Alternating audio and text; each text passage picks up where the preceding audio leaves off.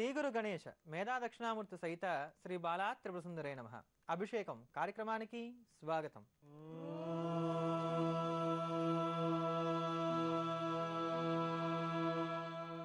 సర్వమంగళ మాంగళ్యే శివే సర్వార్థ సాధికే శరణ్యే త్రయంబకే గౌరీ నారాయణి నమోస్తుతే. ఈరోజు పరమ పవిత్రమైనటువంటి అశోకాష్టమి. దీన్నే భవాన్యష్టమి అని కూడా అంటారు. శోకములన్నీ కూడా బాపుకోవడానికి గాను ఆడవాళ్ళందరూ కూడా అశోక వృక్షానికి సంబంధించిన మొగ్గలను ప్రాసన చేస్తారు. ఈరోజు తింటారు. తిన్నట్లయితే శోకము లేకుండా సంవత్సరం అంతా కూడా గడుస్తుందిట. ఆరోగ్యంగా కూడా ఈ సంవత్సరం అంతా కూడా రక్షింపబడతారు అని చెప్పని శాస్త్రవచనం ఉంది. అంతేగాక భవానీ స్వరూపంతో అమ్మవారు ఆవిర్భవించినటువంటి రోజైన కారణం చేత ఈ రోజుకి చాలా ప్రత్యేకత ఉంది. అందుకని దీన్ని భవానీ అష్టమి అని పిలుస్తారు. పైగా ఈ రోజు ఉన్నటువంటి యోగాన్ని కూడా గమనించినట్లయితే గనక సౌభాగ్య యోగం ఉంది, భద్రకరణం ఉంది. అంటే కరణము, యోగము, అలానే తిథి, అమ్మవారికి ఇష్టమైనటువంటి శుక్రవారం అన్నీ కూడా కలిసి వచ్చాయి కనుక ఈరోజు ఎవరైతే భవానీ మాతను అమ్మవారి స్వరూపాన్ని, ఏ అమ్మవారి స్వరూపాన్ని అయినా సరే మీకు ఇష్టమైనటువంటి అమ్మవారి స్వరూపాన్ని కుంకుమ చేత ఆరాధన చేస్తారో, అంటే కుంకుమార్చన చేసి అమ్మవారిని ప్రసన్నం చేసుకుంటారో వారికి సౌభాగ్యం కలిగి తీరుతుంది అనడంలో ఎటువంటి సందేహం కూడా లేదు. విశేషించి మేషరాశిలో ఉండేటువంటి స్త్రీలందరికీ కూడా మాంగళ్య స్థానమందు శని సంచారం నడుస్తూ ఉన్నది, పాపగ్రహ సంచారం నడుస్తూ ఉన్నది కనుక ఈ మేషరాశి వారందరూ కూడా నేటి రోజున అమ్మవారిని ఆరాధన చేయటం అనేది ఖచ్చితంగా చేయవలసినటువంటి క్రియ కింద చెప్పుకోవచ్చు. అటువంటి భవ్యమైనటువంటి ఈ రోజున అంబికానుగ్రహాన్ని మనందరికీ కూడా అందించేటువంటి శ్రేయోదాయకమైనటువంటి శ్రేష్టమైనటువంటి మొట్టమొదటిగా ఎన్నదగినటువంటి లలితా సహస్రనామ స్తోత్రాన్ని శ్రవణం చేద్దాం. అరుణాం కరుణాతరంగితాక్షి ధృతపాశాంకుశ పుష్పబాణచాపాం అణిమాధివిరావృతాం మయూఖైః అహమిత్యేవ విభావయే భవానీ ధ్యాయేత్ పద్మాసనస్థాం వికసితవదనాం పద్మపత్రాయతాక్షి హేమాభాం పీతవస్త్రాం కరకలితలసద్దేవ పద్మాంబరాంగీ सर्वालंकारयुक्तां सततमभयदां भक्तनम्रां भवानी श्रीविद्यां शान्तमूर्तिं सकलसुरन्तां सर्वसम्पत्प्रदात्री श्रीमाता श्रीमहाराज्ञी श्रीमत्सिंहासनेश्वरी चिदग्निकुण्डसम्भूता देवकार्यसमुद्यता उद्यद्भानुसहस्राभा चतुर्बाहु समन्विता रागस्वरूपपाषाढ्या क्रोधाकाराङ्कुशोज्ज्वला मनोरूपेक्षुकोदण्डा पञ्चतन्मात्रसायका निजागुणप्रभापूरमज्जद्ब्रह्माण्डमण्डला चम्पकाशोकपुन्नागसौगन्धिकलसत्कजा कुरुविन्दमणिश्रेणी कनत्कोटीरमण्डिता अष्टमी चन्द्रविभ्राजदलिकस्थलशोभिता मुखचन्द्रकलङ्काभमुगनाभिविशेषका वदनस्मरमाङ्गल्यगृहतोरणचिन्दिका वक्त्रलक्ष्मीपरीवाहचरन्नीनाभलोचना नवचम्पकपुष्पाभनासा दण्डविराजिता ताराकान्तितिरस्कारिणासाभरणभूषिता कदम्बमञ्जरीक्लुप्तकर्णपूर्णमनोहरा ताटङ्कयुगलीभूततपनोडुपमण्डला पद्मरागशिलादर्शपरिभाविकपोलभूः नवविद्रुमबिम्बश्रीन्यक्कारिरदनच्छदा शुद्धविद्याङ्कुराकारद्विजपङ्क्तिद्वयोज्ज्वला कर्पूरवीटिकामोदसमाकर्षद्दिगन्तरा निजसल्लापमाधुर्यविनिर्भर्त्सितकच्छपि मन्दस्मितप्रभापूरमज्जत्कामेशमानसा अनाकलितसादृश्यचुबुकश्रीविराजिता कामेशबद्धमाङ्गल्यसूत्रशोभितकन्धरा कनकाङ्गदकेयूरकमनीयभुजान्विता रत्नग्रैवेयचिन्ताकलोलमुक्ताफलान्विता कामेश्वरप्रेमरत्नमणिप्रतिपणस्तनी नाभ्यालवालरोमाणि लताफलकुचद्वयी लक्षरोमलताधारतासमुज्ञेयमध्यमा स्तनभारदढन्मध्यपट्टबन्धवडित्रया अरुणारुणकौसुम्भवस्त्रभास्वत्पटीतटी रत्नकिङ्किणिकारम्यरसनादामभूषिता कामे सज्ञातसौभाग्यमार्गवोरुद्वयान्विता माणिक्यमकुटाकारजानुद्वयविराजिता इन्द्रगोपपरिक्षिप्तस्मरतूणाभजङ्गिका गूढगुल्फा कूर्मपृष्ठज्जयिष्णुप्रपदान्विता नखधीतिथि सञ्चन्ननमज्जनतमो गुणा पदद्वयप्रभाजालपराकृतसरोरुहा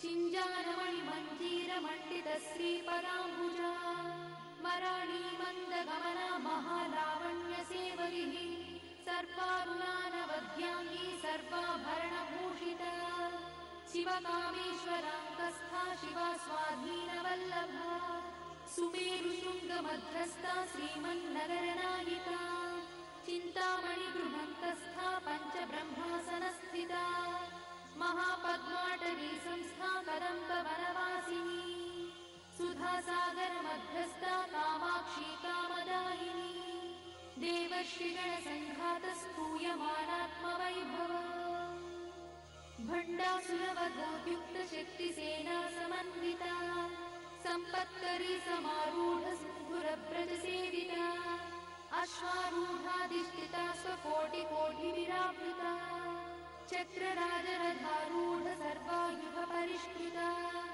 गेयचक्ररथारूढमन्त्रिणी परिसेविता गिरिचक्ररथारूढदण्डनाथपुरस्कृता ज्वालामालिनिकाक्षिप्तभक्तिप्राकारमध्यगा भण्डसंयवधोद्युक्तशक्तिविक्रमहर्षिता नित्या पराक्रमाटोपनिरीक्षणसमुत्सका भण्डपुत्रवधोद्युक्तबाला विक्रमनन्दिता मन्त्रिण्यम्बा विरचितविषङ्गवधदोषिता विशुक्रप्राणहरणा बालाही वीर्यनन्दिता कामेश्वरमुखालोककल्पितश्रीगणेश्वरा महागणेश निर्भिन्नविघ्नयन्त्रप्रहर्षिता भण्डासुरेन्द्रनिर्मुक्तशस्त्रपत्रस्य वर्षिणी कराङ्गुलिनखोत्पन्ननारायणदशाकृतिः महापाशुपतास्त्राग्निर्दग्धासुरसैनिका कामेश्वरास्त्रनिर्दग्धसभण्डासुरशून्यका ब्रह्मोपेन्द्रमहेन्द्रादिदेवसंस्तुतवैभवा हरनेत्राग्निसंदग्धकामसञ्जीवनौषधिः ఓం శర్మదాయే నమః అనేది లలితా సహస్రనామ స్తోత్రంలో ఉన్నటువంటి ఒక నామం. ఇది చాలా విశేషమైనటువంటి నామం.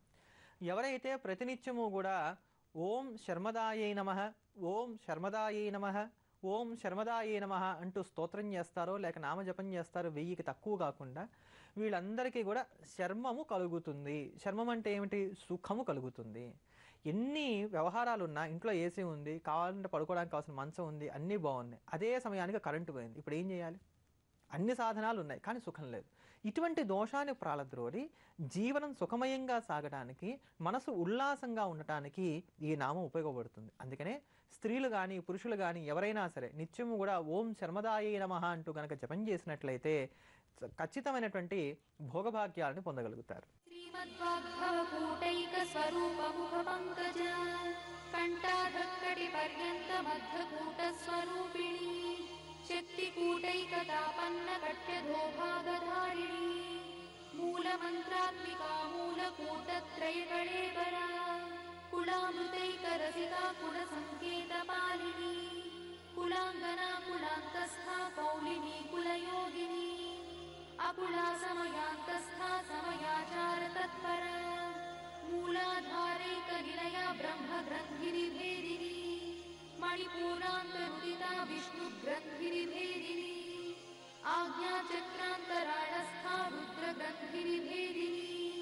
सहस्राराम्बुजारूढा सुधासाराभिवर्षिणी तटिल्लता समरुचिषट्चक्रोपरि संस्थिता महाशक्तिकुण्डलिनी विशतन्तुतनीयसी भवानी भावनागम्या भवारण्यकुठारिका भद्रप्रिया भद्रमूर्तिर्भक्तसौभाग्यदायिनी भक्तप्रिया भक्तिगम्या भक्तिवश्याभयापहा शाम्भवी शारदाराध्या शर्वाणी शर्मदायिनी शाङ्करी श्रीकरी सा साध्वी शरच्चन्द्रनिभानना स्यातोदरी शान्तिमती निराधारा निरञ्जना निर्लेपा निर्मला नित्या निराकारा निराकुला निर्गुणा निष्कला शान्ता निष्कामा निरुपप्लवा नित्यमुक्ता निर्विकारा निष्प्रपञ्चा निराश्रया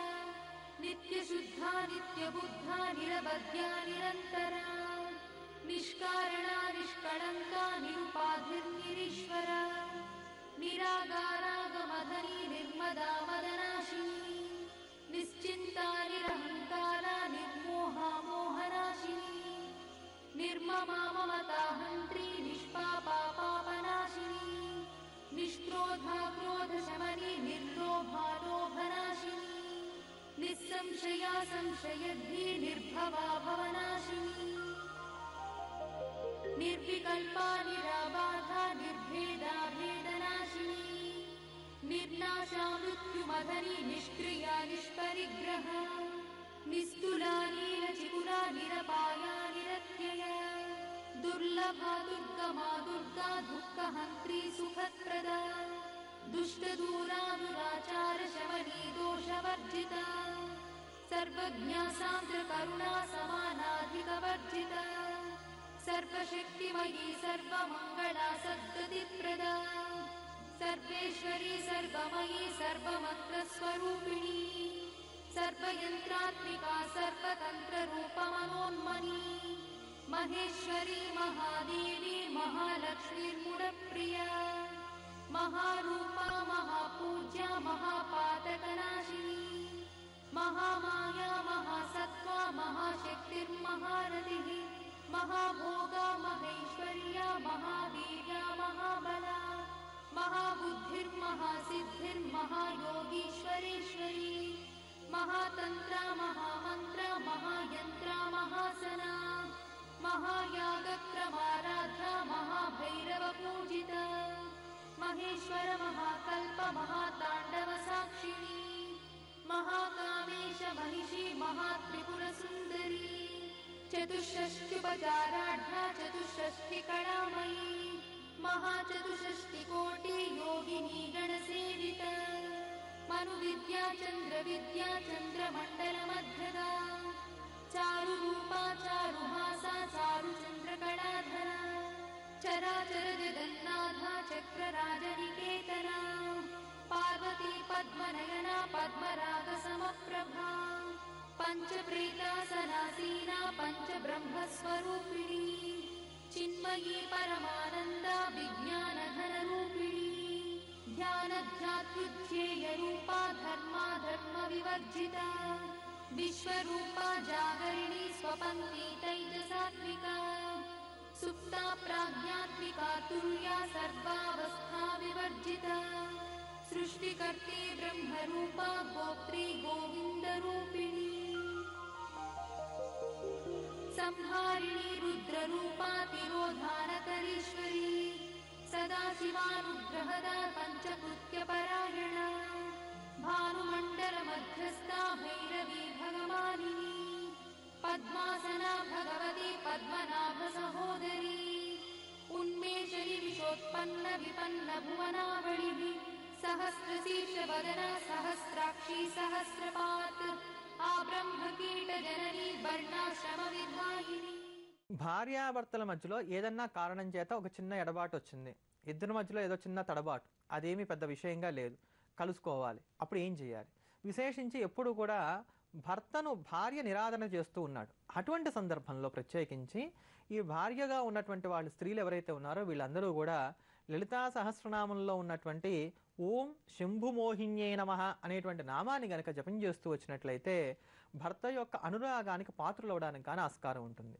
ఓం శంభుమోహిన్యే నమః, ఓం శంభుమోహిన్యే నమః, ఓం శంభుమోహిన్యే నమః అంటూ నిత్యం కూడా 1000కి తక్కువ కాకుండా రోజు కూడా జపం చేస్తూ ప్రతి మంగళవారం నాడు ప్రతి శుక్రవారం నాడు కూడా అమ్మవారికి పరమాన్నాన్ని కనుక నైవేద్యం పెడుతూ వస్తున్నట్లయితే కనుక ఈ దోషాలన్నీ కూడా తొలగిపోయి స్త్రీలందరూ కూడా భర్త యొక్క అనురాగాన్ని పొందగలుగుతారు. అంతటి భవ్యమైనటువంటి నామం ఓం శంభుమోహిన్యై నమః అనబడేటువంటి లలితా సహస్రనామంలో ఉన్నటువంటి నామం.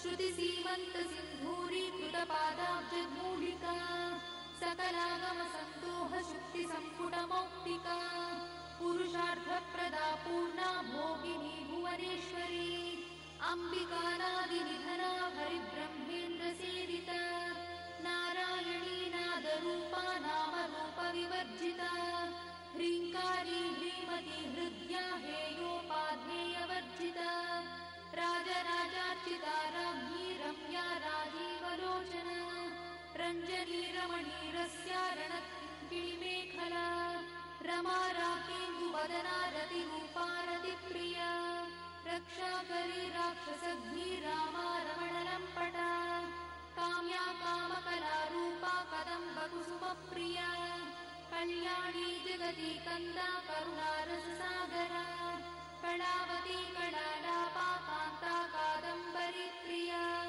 वरदा वामनयना वारुणी मदविह्वला विश्वाधिका वेदवेद्या विन्ध्याचलनिवासिनी विधात्री वेदजननी विष्णुमाया विलासिनी क्षेत्रस्वरूपा क्षेत्रेशी क्षेत्रक्षेत्रज्ञपालिनी क्षयवृद्धिविनिर्मुक्ता क्षेत्रपालसमर्चिता विजया विमला वन्द्या वन्दारुजनवत्सला वाग्वादिनी वामकेशी भक्तिमण्डलवासिनी भक्तिमत्कल्पलतिका पशुपाशविमोचनी संहृता शेषपाषण्डा सदाचारप्रवर्तिका तापत्रयाग्निसन्तप्तसमाह्लादवचन्द्रिका तरुणीतापसाराध्या तनुमध्या तमोपहा चितिस्तत्पदलक्ष्यार्था चिदेकरसरूपिणी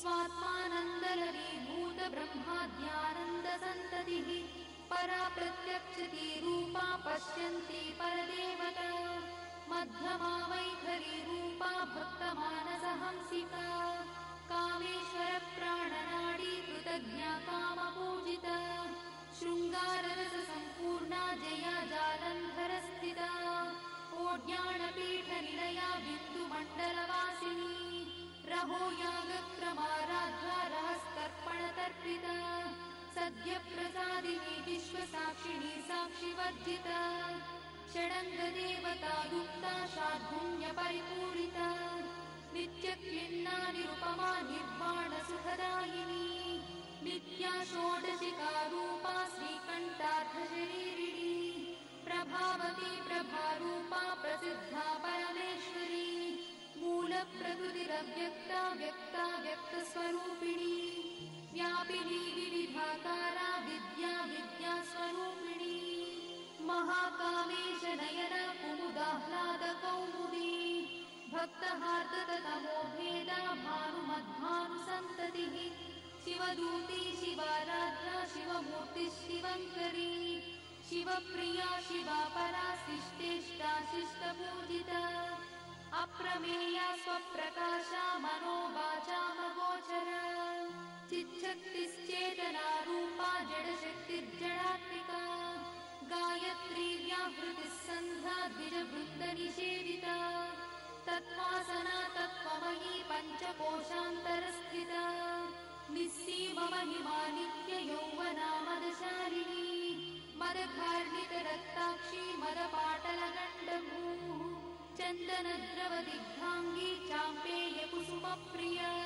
कुशला कोमलाकारा कुरुकुल्लाकुलेश्वरी कुलकुण्डालया कौलमार्गतत्परसेविता कुमारगणनाधाम्बा तुष्टिपुष्टिर्मतिर्धृतिः शान्तिस्वस्तिमती कान्तिर्नन्दिनी विघ्ननाशिनी तेजोवती त्रिनयना लोलाक्षी कामरूपिणी मालिनी हंसिनी माता मलयाचलवासिनी.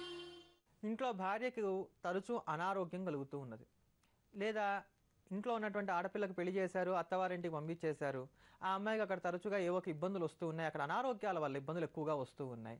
ఇట్లాంటివి జరుగుతున్నాయి అనుకున్నప్పుడు, అంటే ఇంట్లో ఉండేటువంటి స్త్రీ వర్గానికి ఎక్కువగా అనారోగ్యం పాలవుతున్నారని అంటే మీ జాతకంలో శుక్రుడు సరిగ్గా లేడు అని దీన్ని బట్టి అర్థం చేసుకోవచ్చు. అంతేగాక శుక్రుడు ఎప్పుడైనా సరే జాతకరీత్యా కనుక అనుకూలంగా ఉండని పక్షంలో భోగభాగ్యాలు, విందులు, వినోదాలు, విలాసాలు ఇవన్నీ కూడా చాలా తగ్గుముఖంగా ఉంటాయి. శుక్రుడు ఎప్పుడైతే అనుకూలంగా ఉంటాడో అప్పుడు సత్ప్రవర్తన కలిగిన వాళ్ళమై ఉంటాం. శుక్రుడు ఎప్పుడైతే బాగుండడో అప్పుడు చెడు వ్యసనాల వైపు ఆకర్షితులవ్వడానికి కూడా ఆస్కారం ఉంటుంది.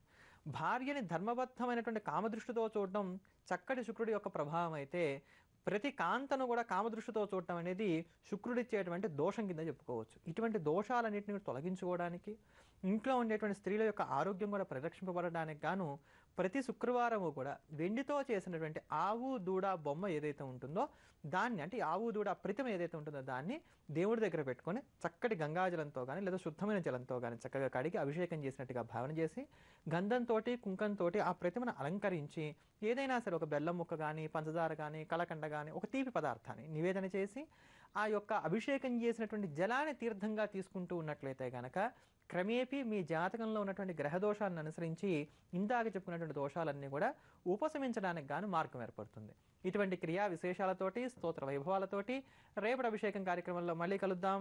స్వస్తి.